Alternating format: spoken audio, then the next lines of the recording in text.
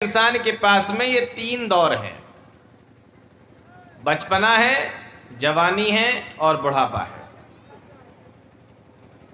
اللہ رب العالمین نے ان تینوں دور کو قرآن کریم کی ایک آیت کے اندر بیان فرمایا۔ کس طریقے سے؟ اللہ تعالیٰ فرماتا ہے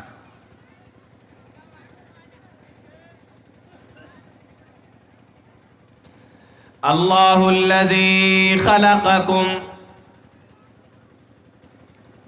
اللہ الذی خلقکم،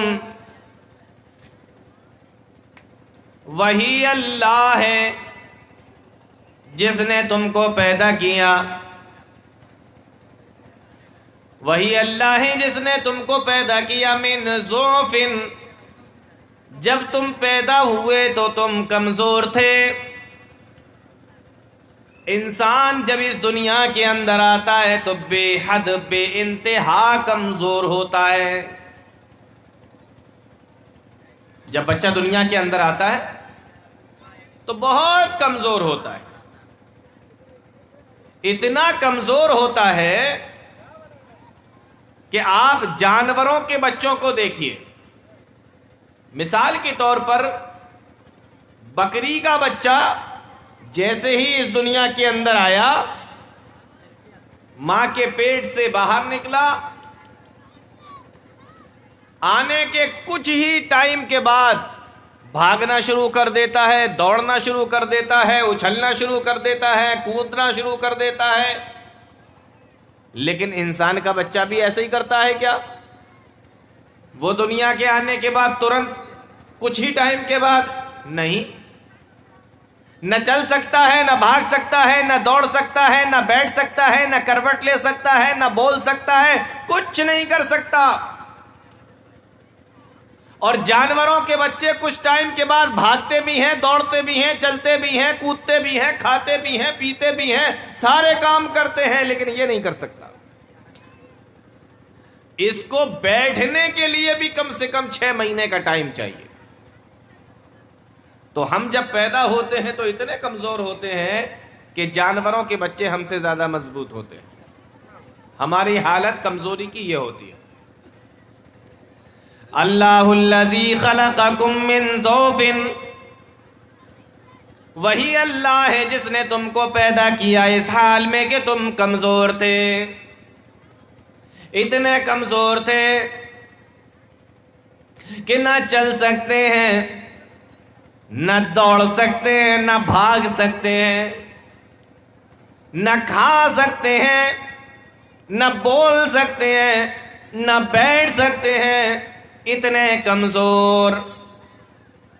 بھوک لگ رہی ہے بتا نہیں سکتے، پیاس لگ رہی ہے بتا نہیں سکتے، بدن میں درد ہے بتا نہیں سکتے، طبیعت خراب ہے بتا نہیں سکتے، بخار ہے بتا نہیں سکتے، سردی لگ رہی ہے تو بھی بتا نہیں سکتے، گرمی لگ رہی ہے تب بھی بتا نہیں سکتے، اتنے کمزور۔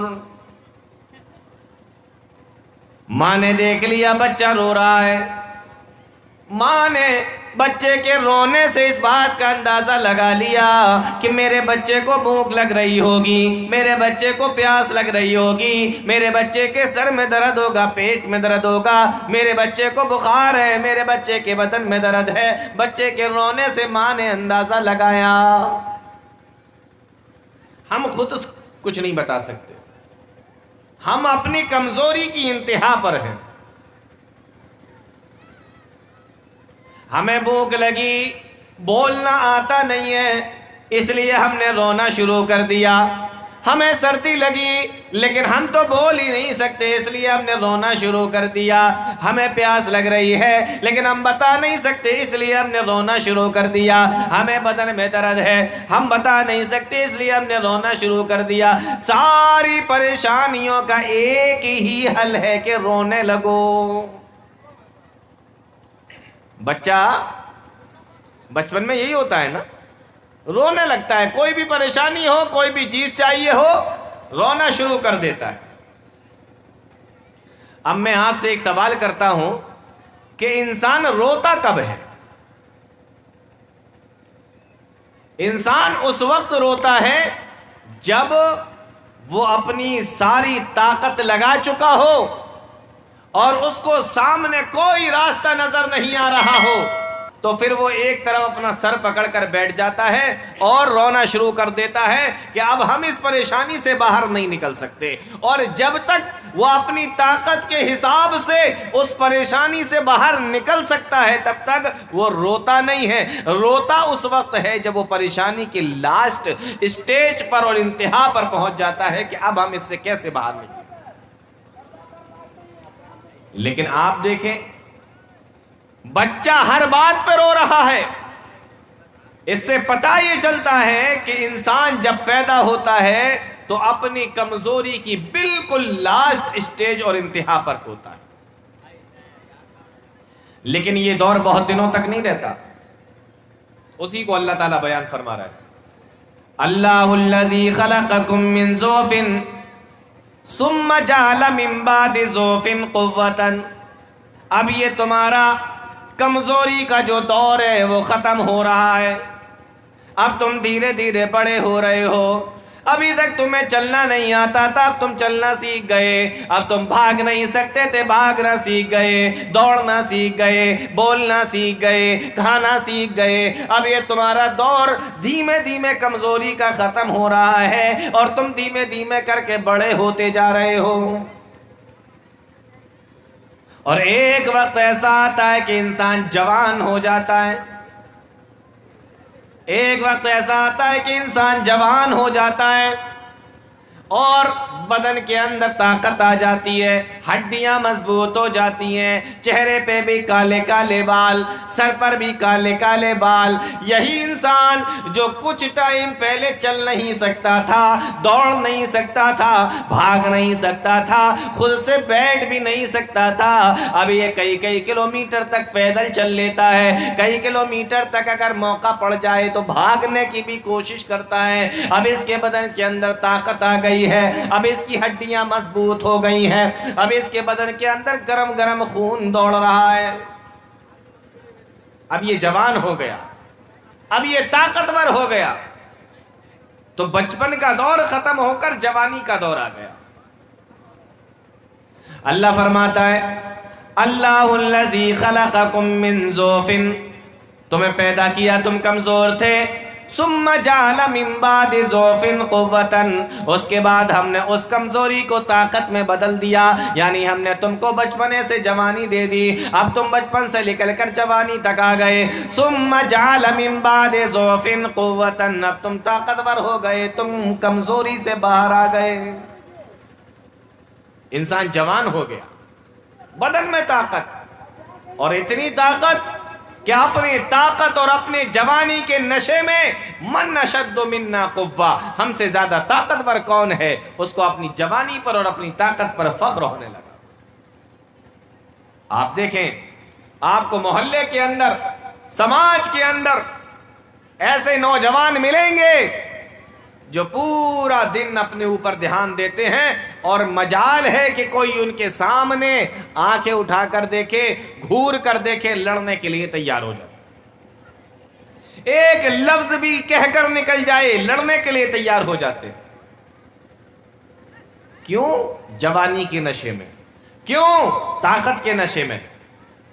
لیکن اللہ فرماتا ہے جس طریقے سے بچپنا بہت دنوں تک نہیں رہا تھا، اسی طریقے سے یہ جوانی کا پیریڈ، یہ جوانی کا ٹائم، یہ طاقت کا ٹائم بھی تمہارے پاس میں بہت دنوں تک نہیں رہتا.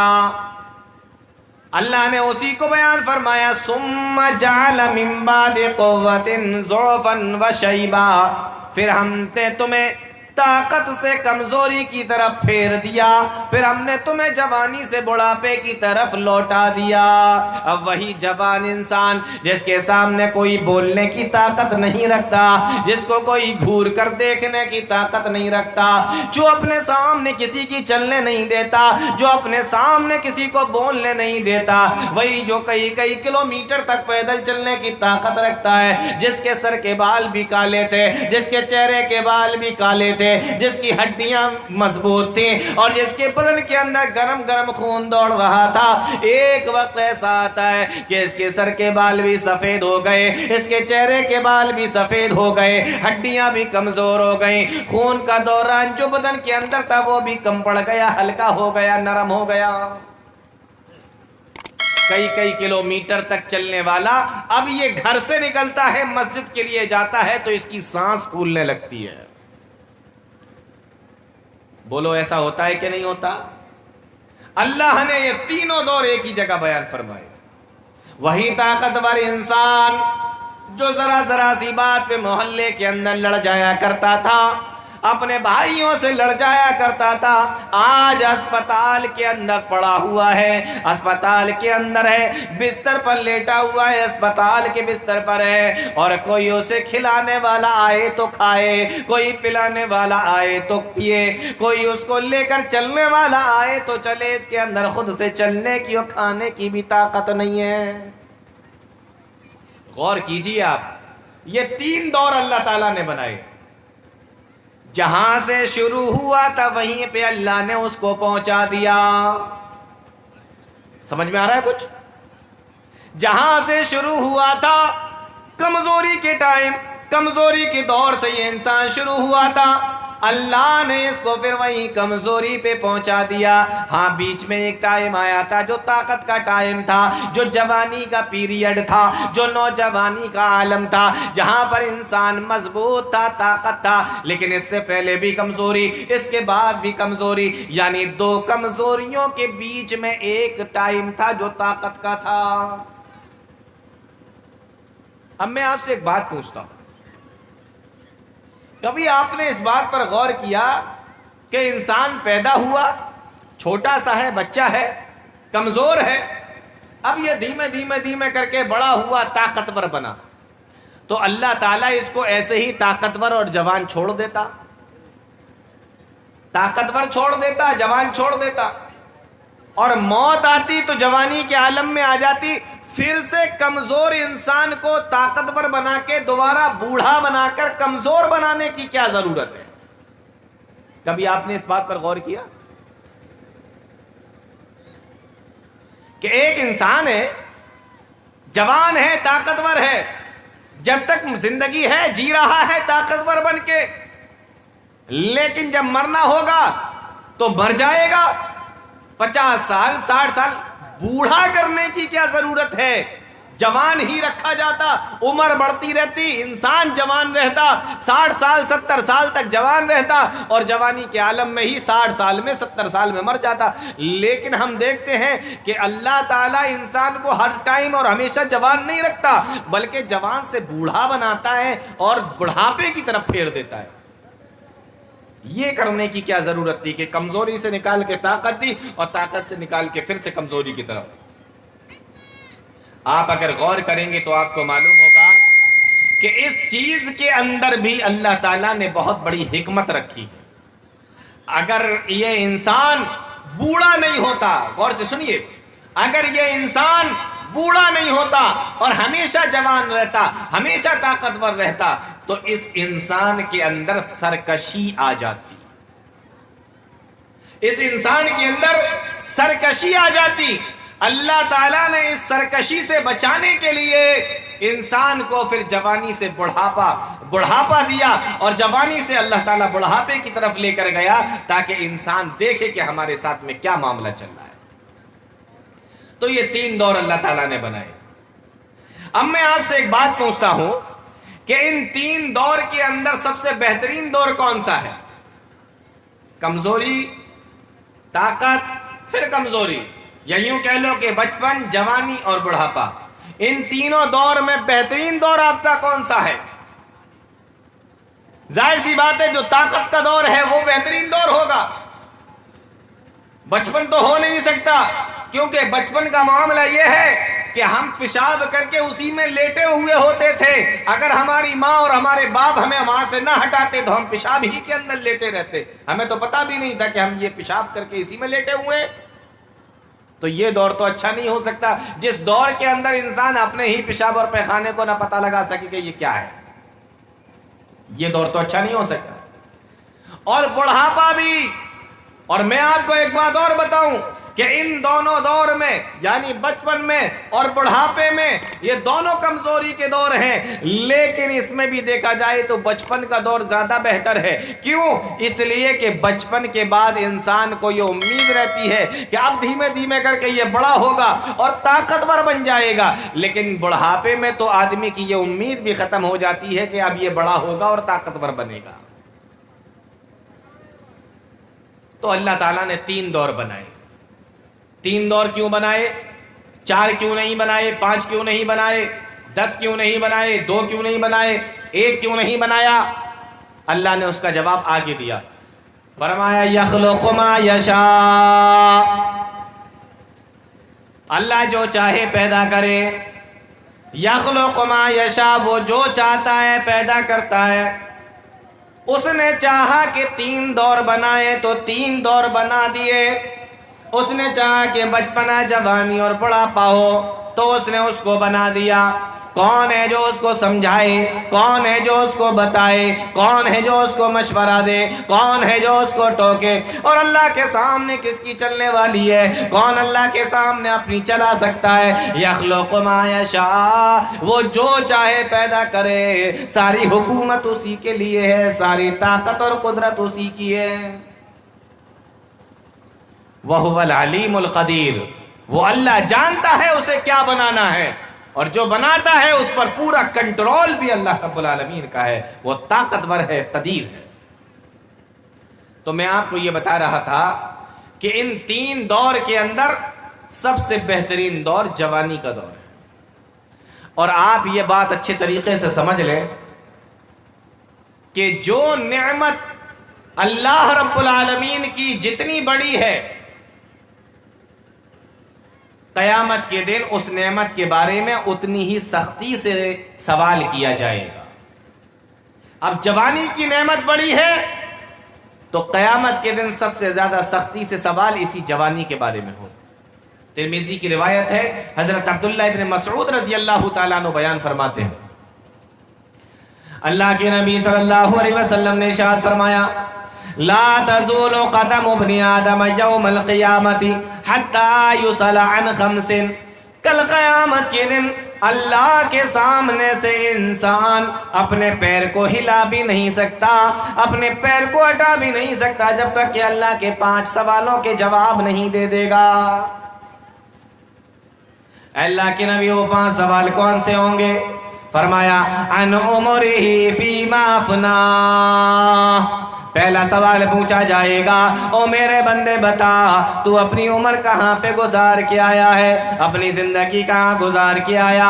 میں نے تجھے جو 70 سال کی زندگی دی تھی، میں نے تجھے جو 60 سال کی زندگی دی تھی، میں نے تجھے جو 50 سال 40 سال 20 سال یا جتنی بھی میں نے تجھے زندگی دی تھی، او میرے بندے بتا تو یہ اپنی زندگی کہاں پہ گزار کے آیا؟ عن عمرہ فیما افناہ. آ جاؤ میرے پاس، اپنی ایک ایک سانس کا حساب دو. 50 سال 60 سال 70 سال 80 سال 100 سال جتنا بھی تم اس دنیا کے اندر رہے، ایک ایک سانس کا حساب چاہیے، ایک ایک دھڑکن کا حساب چاہیے، ایک ایک سیکنڈ کا حساب چاہیے. کہاں کہاں گزار کے آئے؟ عن عمرہ فیما افناہ، بچپنا کہاں پہ گزارا، جوانی کہاں پہ گزاری، بڑھاپا کہاں پہ گزارا، ہر چیز کا جواب دو. ایک ایک چیز کے بارے میں سوال کیا جائے گا. صرف بچپن کے بارے میں نہیں پوچھا جا رہا ہے، صرف جوانی کے بارے میں نہیں پوچھا جا رہا ہے، بلکہ بڑھاپے کے بارے میں بھی سوال کیا جا رہا ہے کہ اپنا بڑھاپا تم نے کہاں گزارا. عام طور پر ایسا دیکھنے میں آتا ہے کہ جب آدمی بوڑھا ہو جاتا ہے تو نمازی بن جاتا ہے، جب آدمی بوڑھا ہو جاتا ہے تو نیکی کی طرف بڑھ جاتا ہے. یہ اچھی بات ہے، لیکن میں نے کچھ بوڑھوں کو، کچھ بزرگوں کو ایسا بھی دیکھا کہ ان کے بڑھاپے سے انہیں کوئی فرق نہیں پڑتا، اوپر سے لے کر نیچے تک پورے سفید ہو گئے ہیں، لیکن اس کے باوجود بھی انہیں موت کی کوئی فکر نہیں ہے، اور میں نے دیکھا کہ وہ آج بھی مسجدوں سے دور ہیں، نماز کے لیے نہیں آتے۔ میں ایسے بوڑھوں کو بھی جانتا ہوں جو ایسی ہوٹل میں بیٹھ کر چائے پینا پسند کرتے ہیں جہاں پر ٹی وی لگی ہوئی، اور میں نے ایسے بوڑھوں کو بھی دیکھا کہ ہوٹل میں بیٹھے ہوئے ہیں، ٹی وی لگی ہوئی ہے، اور ریموٹ جس سے ٹی وی چلاتے ہیں اس ریموٹ کے لیے آپس میں لڑ رہے ہیں۔ وہ کہہ رہا ہے میں یہ دیکھوں گا، وہ کہہ رہا ہے میں یہ دیکھوں گا، بڑھاپے میں، جبکہ اس کو پتا ہے کہ اس بڑھاپے کے بعد کوئی چوتھا دور نہیں آنا، اس کے بعد تو مرنا ہی ہے۔ اللہ کے بندو سوچو ذرا، جب ہمارا یہ حال ہوگا، بڑھاپے میں ہمارا یہ حال ہوگا، تو ہماری جو آنے والی نسلیں ہیں، جو ہمارے نوجوان بچے ہیں، جو نوجوان ہیں، وہ ہم سے کیا سیکھیں گے؟ تو یاد رکھو، پہلا سوال تم سے تمہاری عمر کے بارے میں پوچھا جائے گا۔ عن عمرہ فیما افنا، او میرے بندے بتا تو نے اپنی عمر کہاں پہ گزاری، اپنا بچپنا کہاں گزارا، اپنی جوانی کہاں پہ گزاری، اپنا بڑھاپا کہاں پہ گزارا؟ ایک ایک سوال کا جواب دے، ایک ایک سانس کا حساب دے، ایک ایک دھڑکن کا حساب دے، ایک ایک سیکنڈ کا حساب دے۔ پہلا سوال پوچھا گیا، آپ نے کسی طریقے سے دھیمے دھیمے کر کے بتا بھی دیا، یہاں گزارا وہاں گزارا، یہ کیا وہ کیا۔ میرے نوجوان ساتھیوں، دوستو، اب دوسرا سوال جو پوچھا جائے گا قیامت کے دن، اس کو اچھے طریقے سے سن لو۔ اللہ کے نبی ارشاد فرماتے ہیں کہ دوسرا سوال پوچھا جائے گا، عن شبابہ فیما ابلا، او میرے بندے بتا تو اپنی جوانی کہاں پہ گزار کے آیا ہے؟ تو نے اپنی جوانی کو کہاں لگا دیا؟ تو نے اپنی جوانی کس طریقے سے گزاری تھی؟ غور کرنے کی بات ہے، جب پہلا سوال پوچھ لیا گیا کہ تو نے عمر کہاں گزاری، اس عمر کے اندر بچپنا بھی آ گیا، جوانی بھی آ گئی، بڑھاپا بھی آ گیا، تینوں چیزیں آ گئیں، لیکن جوانی اتنی اہم چیز ہے، جوانی اتنی بڑی نعمت ہے کہ قیامت کے دن جوانی کے تعلق سے الگ سے سوال کیا جائے گا۔ نوجوانوں سن لو اور سوچ لو، اس جوانی کے تعلق سے الگ سے سوال پوچھا جائے گا کہ تم نے جوانی کہاں پہ گزاری، عمر پوری کہاں پہ گزاری ہے تم نے بتایا، لیکن جوانی کے بارے میں الگ سے پوچھا جا رہا ہے کہ جوانی کہاں پہ گزاری۔ اس لیے اس جوانی کا بڑا خیال رکھنا ہے، اس ٹائم کا اور اس پیریڈ کا بڑا خیال رکھنا ہے، اس جوانی کو اللہ کی عبادت میں لگانا ہے۔ شاب نشا فی عبادت اللہ، اے اللہ کے نبی ہمیں یہ بتائیے کہ جب جوانی کے بارے میں الگ سے سوال کیا جائے گا اور جوانی کے بارے میں الگ سے پوچھا جائے گا، اے اللہ کے نبی پھر ہم جوانی کو کس طریقے سے گزاریں؟ اللہ کو کس طریقے سے پسند ہے؟ اللہ کون سے جوانوں کو پسند کرتا ہے اور کس طریقے کے نوجوانوں کی نوجوانی کو اللہ پسند کرتا ہے؟ اللہ کے نبی صلی اللہ علیہ وسلم نے ایک دوسری حدیث کے اندر بیان فرما دیا، شاب نشا فی عبادت اللہ، اللہ ایسے جوان کو پسند کرتا ہے جو اپنی جوانی کو اللہ کی عبادت میں لگاتا ہو۔ اللہ کو ایسے نوجوان پسند ہیں۔ او میرے نوجوان ساتھیوں، غور سے سنیے، ہم کس طریقے کے نوجوان ہیں اور ہم اپنی جوانی کو کہاں پہ لگا رہے ہیں؟ ہماری جوانی کے دن کہاں پہ گزر رہے ہیں؟ کن چیزوں میں گزر رہے ہیں؟ اللہ کو کس طریقے کی جوانی پسند ہے؟ فرمایا شاب نشا فی عبادت اللہ، اللہ ایسے جوانوں کو پسند کرتا ہے جو اپنی جوانی کے دنوں میں بھی اللہ کی عبادت کرتے ہیں۔ بڑھاپے میں تو سب کرتے ہیں، لیکن اللہ کو ایسے نوجوان بہت پسند ہیں، اور ایسے نوجوانوں کے بارے میں اللہ کے نبی صلی اللہ علیہ وسلم نے ارشاد فرمایا کہ کل قیامت کا دن ہوگا، سورج 1 میل کی دوری پر ہوگا، زمین تانبے کی طرح تپ رہی ہوگی، کسی طریقے کا کوئی سایہ نہ ہوگا، 50,000 برس کا ایک دن ہوگا، انسان اپنے اعمال کے مطابق اپنے پسینے کے اندر ڈبکیاں لگا رہا ہوگا۔ اے اللہ کے نبی، جب سایہ نہیں ہوگا، سورج 1 میل کی دوری پر ہوگا، انسانوں کا تو برا حال ہوگا۔ کہاں آج دھوپ کی گرمی سے بچنے کے لیے ہم سائے کی تلاش کرتے ہیں، سایہ تلاش کرتے ہیں اور سائے میں بیٹھتے ہیں۔ فرمایا اللہ کے نبی کیا اس دن کوئی سایہ نہ ہوگا؟ فرمایا ہاں، کوئی سایہ نہ ہوگا سوائے ایک سایے کے، اللہ کے عرش کا سایہ ہوگا۔ اللہ کے نبی کیا سب کو اس میں جگہ مل جائے گی؟ کیا سارے لوگ اس عرش کے سائے میں چلے جائیں گے؟ فرمایا نہیں، 7 قسم کے لوگ ہوں گے جن کو اللہ اپنے عرش کے سائے میں جگہ نصیب فرمائے گا۔ ان 7 قسم کے لوگوں میں سے اللہ کے نبی فرماتے ہیں شاب نشا فی عبادت اللہ، ایسے نوجوان کو بھی اللہ اپنے عرش کے سائے میں جگہ دے دے گا، ایسے نوجوان کو اللہ اپنے عرش کے سائے میں جگہ دے گا جس نے اپنی جوانی کو اللہ کی عبادت میں لگایا ہوگا۔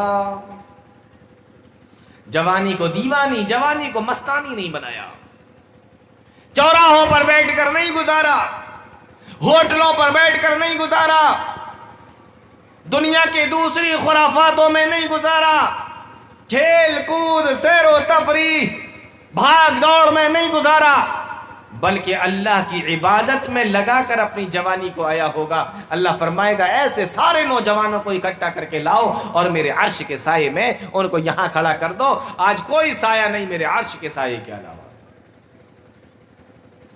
تو میرے بھائیوں، میں آپ کو یہ بتا رہا ہوں کہ جوانی اللہ تعالیٰ کی بہت بڑی نعمت ہے، اور قیامت کے دن اللہ تعالیٰ اس جوانی کے تعلق سے الگ سے سوال پوچھے گا۔ اب ہمارے وہ بزرگ جن کی جوانی گزر گئی، وہ اپنے بارے میں غور کریں کہ ہم نے اپنی جوانی کہاں گزاری ہے۔ ہماری جو 20 سال 25 سال 30 سال کا جو ٹائم تھا جوانی کا، وہ کہاں گیا؟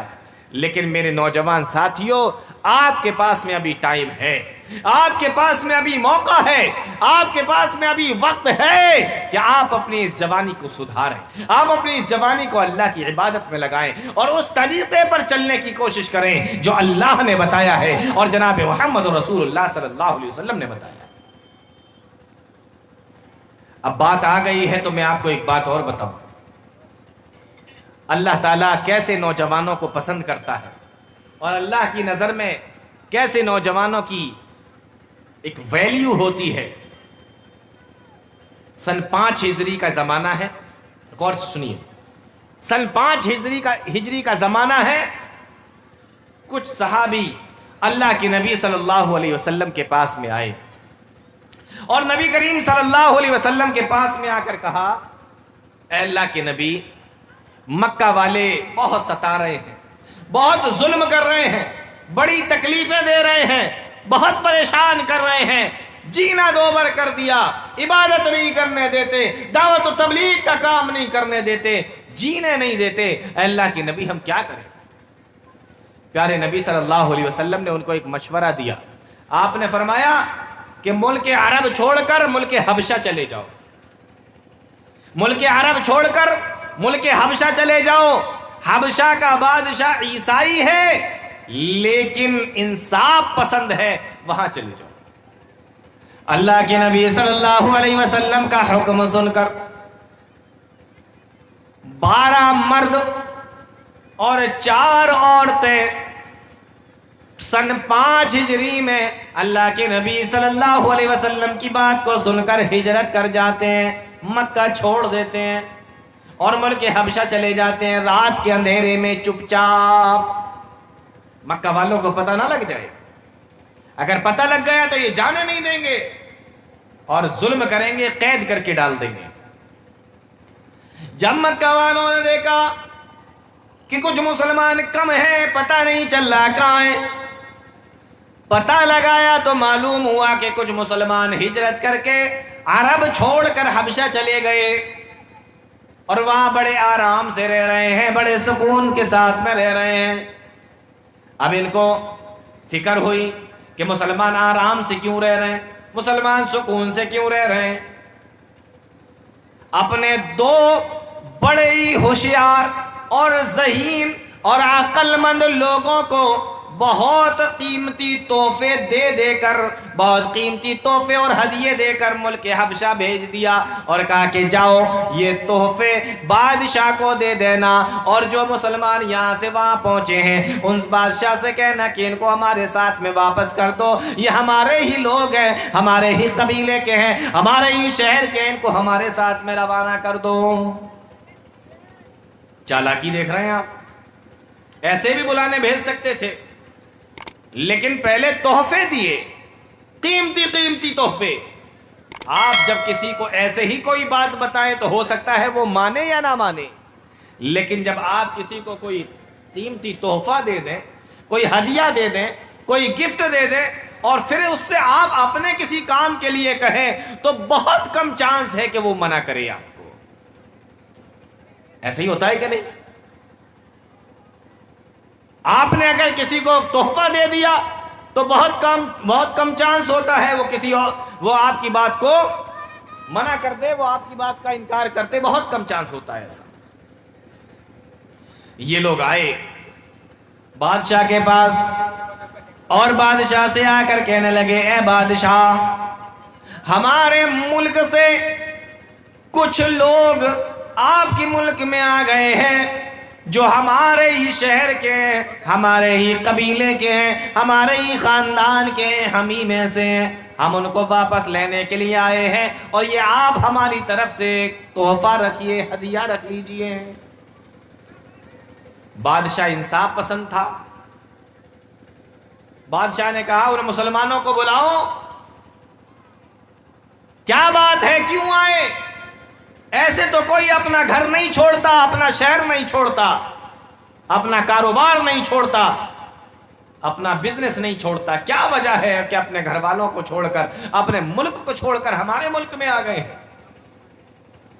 مسلمان اکٹھا ہوئے بادشاہ کے دربار میں۔ نوجوانوں غور سے سننا، مسلمان اکٹھا ہوئے بادشاہ کے دربار میں، بادشاہ نے ان سے سوال کیا کہ تم میں سے کون میرے سوالوں کا جواب دے گا؟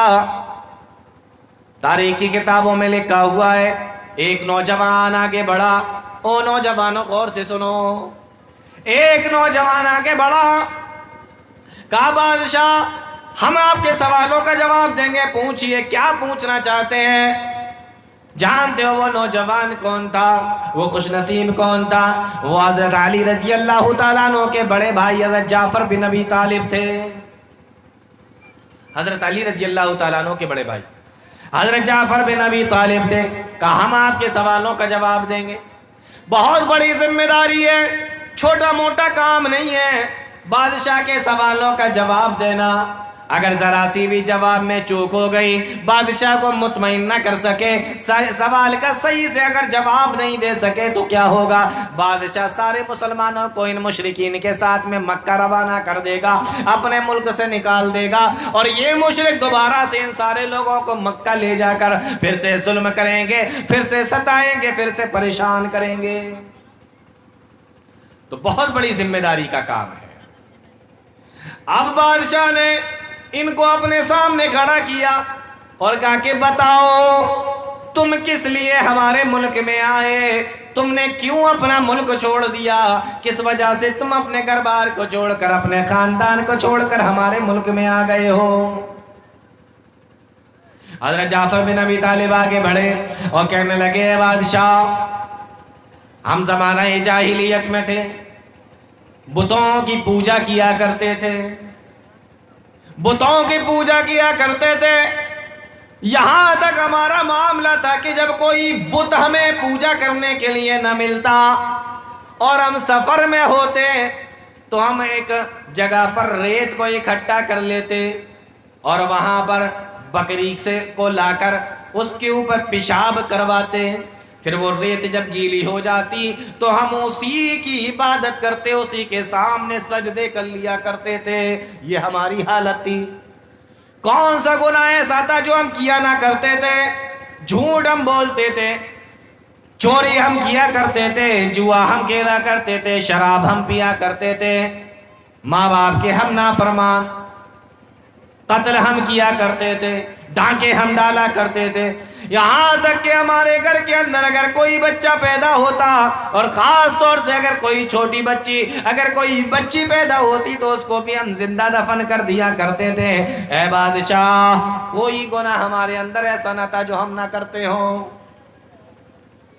بالآخر اللہ نے ہمارے اوپر رحم کیا اور ہمارے درمیان ہمیں میں سے ایک نبی کو بھیجا، ایک رسول کو بھیجا۔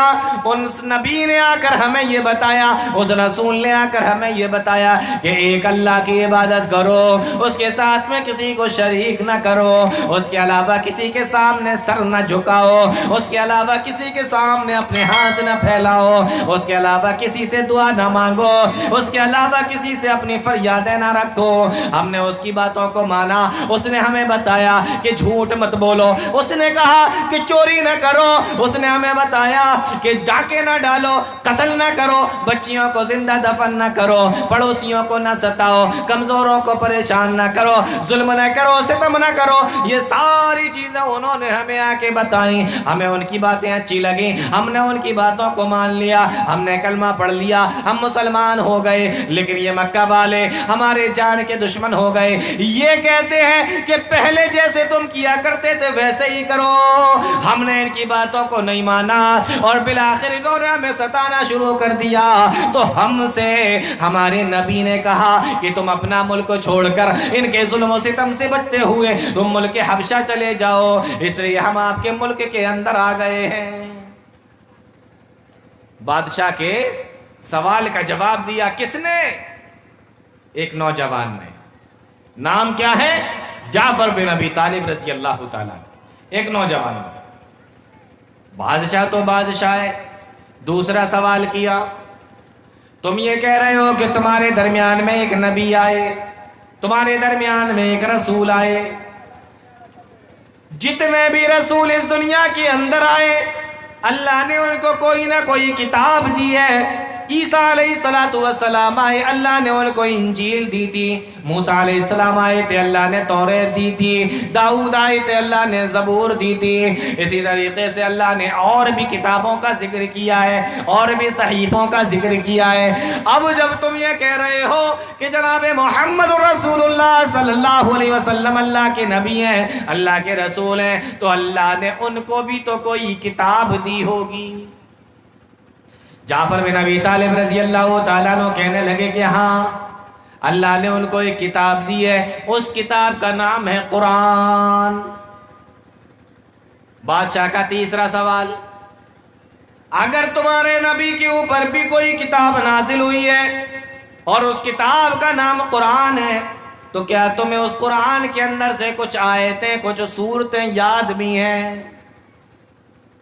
نوجوانوں، آج تمہیں کتنا یاد ہے؟ آج تمہیں قرآن کتنا یاد ہے؟ لے دے کے 2 سورتیں الحمدو پڑھ لی نماز کے اندر، اس کے بعد میں قل هو اللہ احد، پھر الحمدو کی سورت پڑھی نماز کے اندر، اور اس کے بعد انا اعطیناک الکوثر۔ یہ آج ہمارا حال ہے۔ بادشاہ نے کہا کہ تمہیں قرآن کی کچھ آیتیں یاد ہیں؟ کہا ہاں یاد ہیں۔ کہا سناؤ۔ حضرت جعفر بن ابی طالب رضی اللہ تعالیٰ عنہ نے بادشاہ کے سامنے، دربار بھرا ہوا ہے، بادشاہ کے سپاہی بھی کھڑے ہیں، بادشاہ کے وزیر بھی کھڑے ہیں، اور عیسائی عالم بھی کھڑے ہوئے ہیں، بادشاہ بھی بیٹھا ہوا ہے۔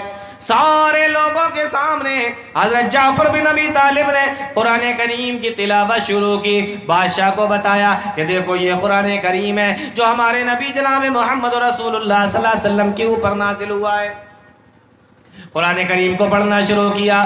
بسم اللہ الرحمن الرحیم، کاف ہا یا عین صاد، ذکر رحمت ربک عبدہ زکریا اذ نادى ربہ نداء خفیا قال رب انی وہن العظم منی واستعل الراس شیبا ولم اکن بدعائک رب شقیا۔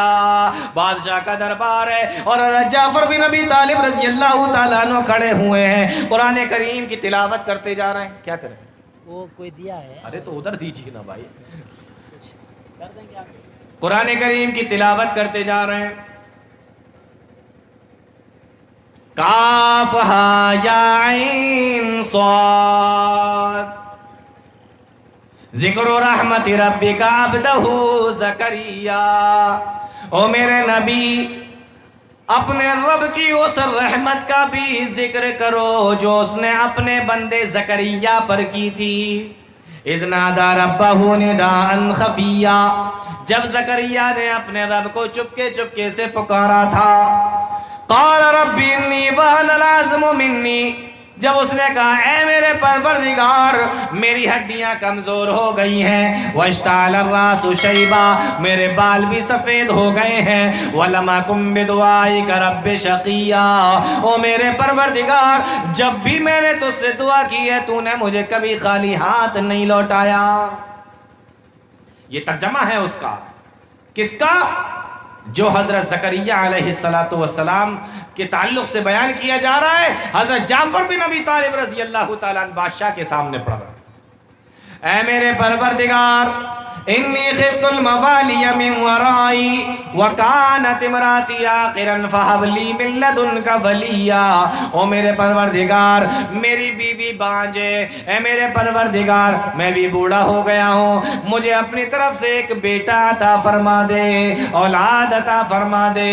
اللہ نے دعا کو سن لیا، آواز لگائی یا زکریا انا نبشرک بغلام اسمہ یحییٰ لم نجعل لہ من قبل سمیا. او زکریا ہم نے تیری دعا کو سن لیا، جا ہم تجھے ایک بیٹا عطا فرماتے ہیں اور اس بیٹے کا نام بھی ہم ہی رکھ دیتے ہیں. اس بیٹے کا نام یحییٰ ہوگا.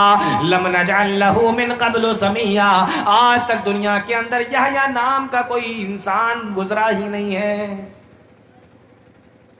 تو یہ سورت جب شروع کی حضرت جعفر بن ابی طالب نے، عیسائی بادشاہ، اور عیسائی حضرت عیسیٰ کو بھی مانتے ہیں، حضرت مریم کو بھی مانتے ہیں، حضرت زکریا کو بھی مانتے ہیں، حضرت یحییٰ کو بھی مانتے ہیں. اور اس سورت کے اندر ان کا بھی ذکر ہے، حضرت مریم کا ذکر ہے، حضرت عیسیٰ کا ذکر ہے، حضرت زکریا کا ذکر ہے، حضرت یحییٰ علیہ السلام کا ذکر ہے. ان تمام لوگوں کا ذکر ہے. بادشاہ سنتا رہا، جعفر بن ابی طالب قرآن کریم کی تلاوت کرتے رہے.